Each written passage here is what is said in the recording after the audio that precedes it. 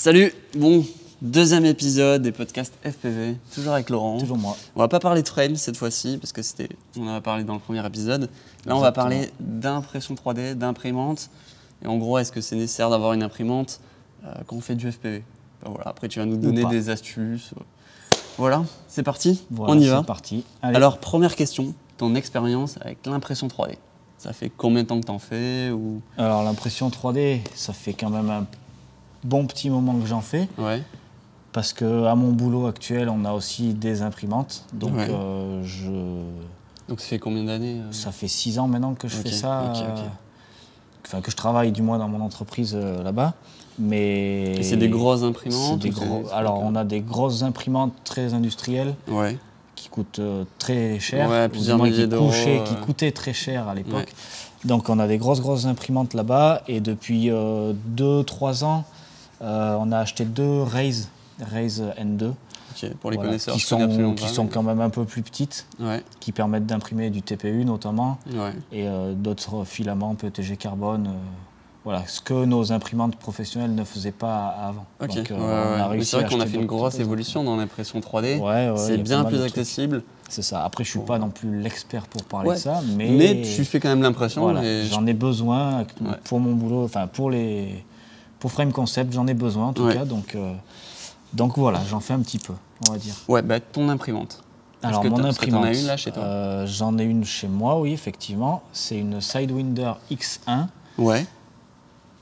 Toute d'origine. J'ai rien changé dessus. Il y a un direct drive ou pas? Il y a un direct drive dessus, oui. Pour ceux qui ne connaissent pas, c'est en gros le moteur qui est tout près de la buse. C'est ça. Pour envoyer le filament le plus précisément. Enfin, voilà. Sinon, c'est la merde. Précis. Parce que c'est la merde pour le TPU. Vu que le TPU s'étire, si tu as le moteur qui est loin de la buse, il va s'étirer. Ouais, c'est trop compliqué. C'est ce que j'ai moi. Donc effectivement, la qualité n'est pas forcément rendez-vous, mais ça marche. Pour ceux... Ouais. Pour moi, ça fonctionne. C'est pas ouf, mais ça fonctionne. Okay. Donc pour ceux qui ont des Under 3 Pro, non, j'ai la quoi? J'ai la V2. Je sais même plus ce qu'il y a comme. Ou la normale même. Ça fonctionne, mais voilà, vous attendez pas à avoir une qualité chirurgicale comme celle-ci. Donc Donc Sidewinder X1 que j'ai acheté d'occasion à Ben FPV. Ben FPV. Voilà, parce que lui n'arrivait pas à la régler. Apparemment, de ce que j'ai compris. Ou elle était trop grosse aussi pour chez lui, un truc comme ça. Mais même, il arrivait quand même pas. Parce que le plateau, c'est quoi? C'est un 30-30? C'est 300 par. Mais par contre, c'est haut. Ouais, c'est haut, mais je m'en sers jamais de la hauteur, ou très rarement, quoi. Donc voilà, j'ai acheté ça d'occasion, et puis j'ai pris un profil des imprimantes du boulot que j'ai mis directement dedans. Et ça marchait? Et j'étais pas loin de la vérité, donc j'ai tatillonné un petit peu sur le truc. Après, je dis pas que j'ai pas eu des galères, notamment pour les accroches sur le plateau, par exemple. Ouais, tu fais comment? Et ben là, moi, je suis en galère des fois. Là, je remercie aussi Dom Wilk, qui m'a donné l'astuce d'utiliser de l'eau chargée en sucre. Ok. Donc je prends une tasse, je mets ça de sucre au fond, un petit peu d'eau chaude là, pour que ça se dilue bien, je mélange bien et après avec un petit sopalin, je le prends et j'étale sur mon plateau doucement, délicatement. Et ça marche bien quand le plateau est chaud et ça fait une petite pellicule collante. Trop bien, je vais faire ça. Ça marche plutôt bien. Je vais faire ça. Donc moi je fais ça. Merci Dom Wilk pour la petite astuce. Ça fonctionne bien. Pour l'instant, ça marche. On va tous avoir de bonnes impressions maintenant.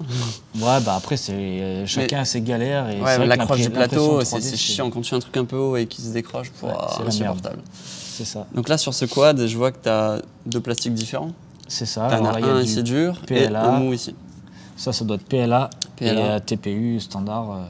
Là, c'est du PLA. T'as fait quelque chose dessus? Là, je l'ai repeint en gris. Je crois je sais même plus quelle couleur il était d'origine. Peut-être bleu. Parce que quand tu veux repeindre, c'est de la bombe. Quand je veux repeindre, c'est de la bombe classique en général. Tu ponces des fois? Là, celui-là, je l'ai pas poncé. C'est quasiment brut d'impression. Et j'ai juste repeint en gris, histoire que ça soit de la même couleur que mes entretoises. C'était juste histoire de donner un petit style. Là, que tout corresponde bien, quoi. Ok. Donc de toute façon, le TPU, pour moi, c'est l'indispensable à avoir dans le FPV parce que t'es obligé. Tu l'utilises pour tout parce que c'est mou. C'est mou, ça se casse pas, ou ça se déchire de temps en temps. Mais tu l'utilises pour tout. Des supports caméra, supports, voilà. TPU. Tout TPU, les supports GoPro. C'est le standard. C'est vraiment. FPV, moi, le PLA, je m'en sers jamais. pour du drone. Ouais. Non, je m'en sers pour tout ce qui est autre chose en fait, pour les trucs du quotidien des fois. Moi, je m'en sers un petit peu, mais pas beaucoup. Ouais, non, le TPU, trop bien. Tu utilises lequel toi? Quelle marque? Alors moi j'ai deux filaments différents. J'ai le Form Futura, voilà, qui est du exactement Python Flex. Ok. C'est la quoi comme spécificité comparé à un autre? C'est quasiment la même chose que le SenseSmart que tout le monde connaît. Moi j'utilise le SenseSmart. Voilà, donc Python Flex c'est parce que je connais ça, parce qu'on utilise ça à mon boulot. Donc c'est pour ça que j'en ai racheté un petit peu. Tu l'as testé et tu vois une différence comparé au SenseSmart? Plus mou plus... Il est peut-être un peu plus dur celui-là. Ok, plus rigide. Je dirais, mais enfin voilà, je sais que c'est un bon filament. C'est français aussi. Donc je crois que c'est français. Si, il me semble que c'est français ça.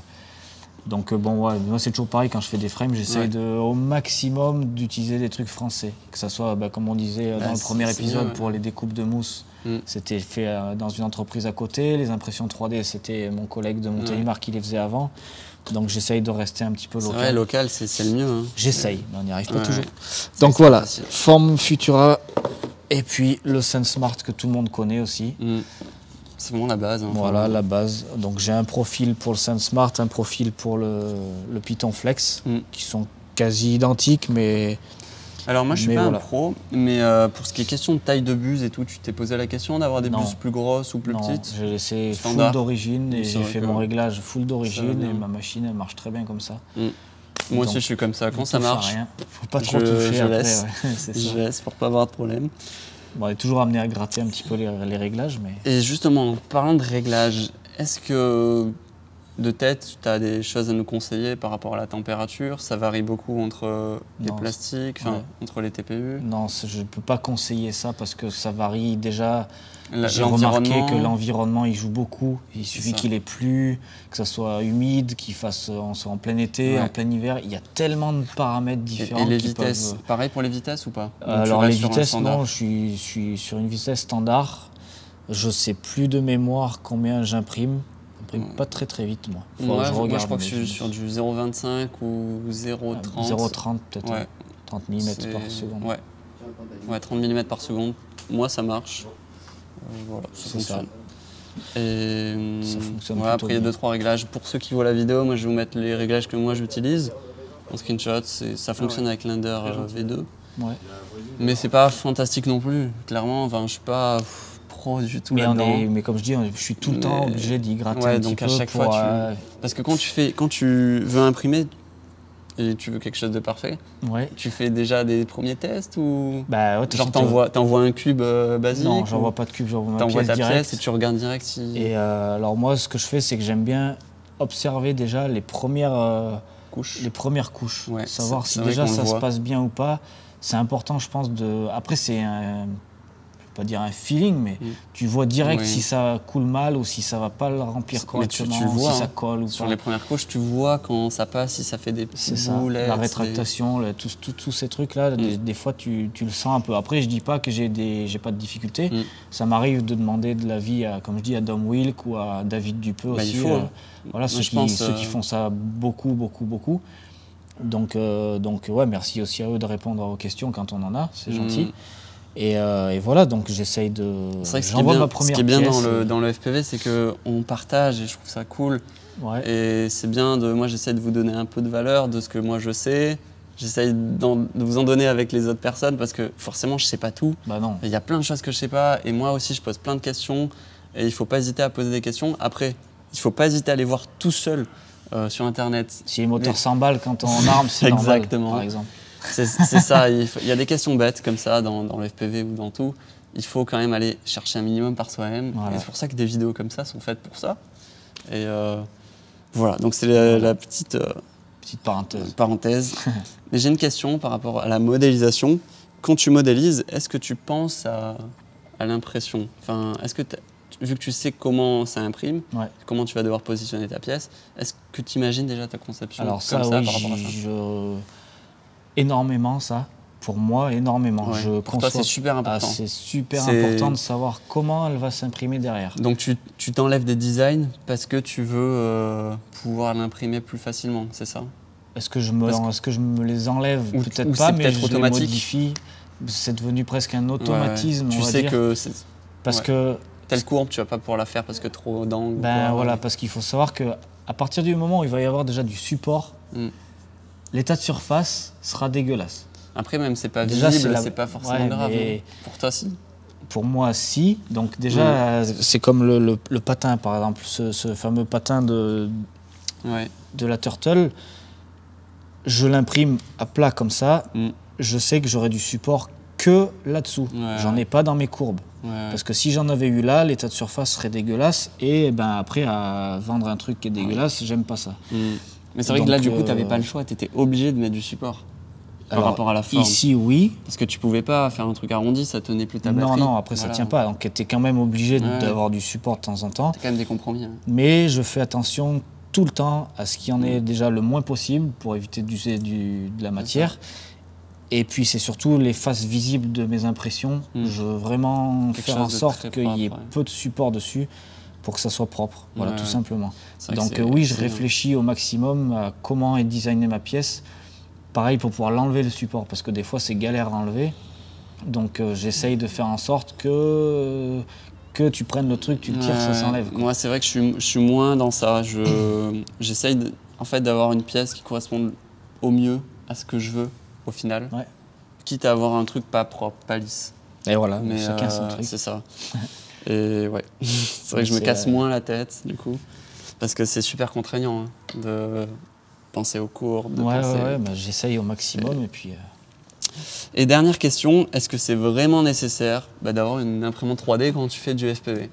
Et alors. Qu'est-ce que t'en penses? Ça, je dirais que ça dépend vraiment du degré dans lequel tu t'investis dans ton hobby. Quelqu'un qui va voler de temps en temps et qui achète un drone, on va dire un débutant, il n'est pas obligé d'avoir son imprimante 3D. Non, il n'est clairement pas obligé. Parce que maintenant, il y a beaucoup de monde qui vendent des impressions. Par contre, il faut acheter une frame où il y a de la dispo sur les impressions 3D, ou alors connaître quelqu'un qui peut imprimer. Parce que de la dispo, oui, tu peux trouver de la dispo sur des pièces standards qui coûtent cher. Mais il y a tous ceux qui font de l'impression 3D derrière. David Dupeux, Dom Wilk, il y en a plein. Pour ceux qui font de l'impression 3D de qualité, j'espère, n'hésitez pas à mettre en commentaire ce que vous faites ou quoi, parce qu'il y en a qui peuvent être intéressés, parce qu'ils ne veulent pas acheter une imprimante 3D, parce que mine de rien, ça prend du temps. Il faut s'y pencher dessus. Tu vas avoir des soucis parce que le tableau, enfin le plateau... C'est complexe et ça prend du temps. C'est comme le drone en fait, au final. Moi, ça m'a pris du temps de ouf. Au début, là, des fois, j'ai quelques galères, ça s'imprime pas bien. Mais ça va. Mais au début, vraiment grosse perte de temps. Donc, si tu ajoutes ça à un nouveau drone et tu sais pas comment ça fonctionne.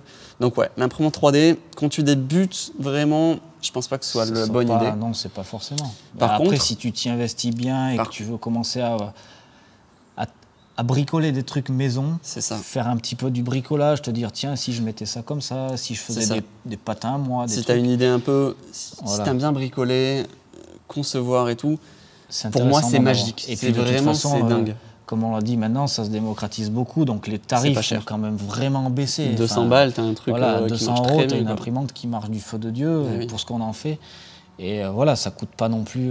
Les bobines, c'est 30 balles, je crois. C'est ça, TPU. Donc oui, ça reste abordable quand même à beaucoup de gens. Après, c'est comme tout, il faut s'y pencher dessus. Quelqu'un qui va faire de la vidéo, il va passer des heures sur Adobe pour faire les montages. Là, c'est un peu pareil. Il ne faut pas se dire je mets mon imprimante, je branche, tout qui va marcher tout le temps du premier coup. Même si c'est marqué plug and play, c'est comme les drones, marqué plug and play. Il y a toujours des trucs à faire. Il faut y passer du temps, il faut comprendre, il faut essayer de chercher, il faut passer des bobines de fil à la poubelle pour arriver à sortir un truc d'aplomb.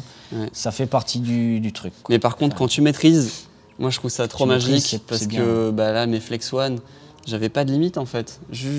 Pas de limite. Les frames, je les imprimais en PLA pour voir ce que ça donnait visuellement. J'imprimais en TPU pour voir. Faire des prototypes, c'est bien. Les prototypes, c'est trop bien. Et là, pour mon van, tu vois, rien à voir avec le FPV. Ah non, mais on s'en sert pour tout. Mais il y a plein de pièces où je sais pas comment j'aurais fait sans imprimer 3D. J'aurais eu un truc un peu dégueu, quoi. C'est ça. Donc moi, j'ai réparé l'aspirateur, j'ai fait plein de choses. Par contre, c'est des compétences à voir et tout. Mais si vous avez le temps, foncez parce que c'est trop intéressant et trop pratique.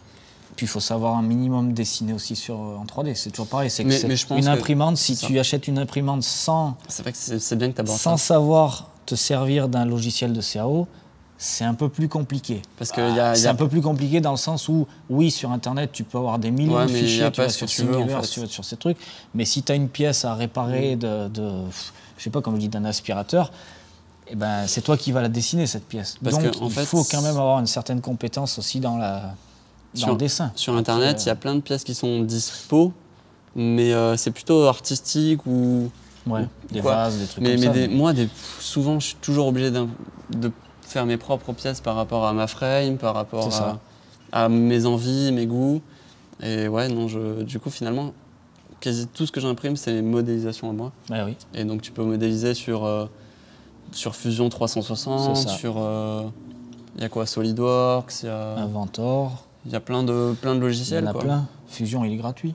Ouais, tu peux faire jusqu'à 10 modèles, je crois, gratuits. Mais dans un modèle, en faire plein. Enfin. Ok. Donc ouais, non. Donc Les deux sont liés, ouais. j'espère que ce petit épisode vous a plu. Moi, j'ai même appris des trucs cool, tu vois, sur le plateau pour que ça accroche bien avec l'eau sucrée. Et voilà, je te remercie. Peut-être qu'on fera d'autres épisodes ensemble, peut-être qu'on volera ensemble. Parce que tu m'as dit qu'il y avait un spot pas trop loin d'ici vraiment cool. Oui, il y en a plusieurs même. Et ouais, donc moi je vous dis ciao et à la prochaine. Ça marche, merci. Et aussi, vous pouvez le suivre sur ses réseaux sociaux, je mets tout en description. Voilà, comme d'hab. Allez, ciao pour de vrai. Salut.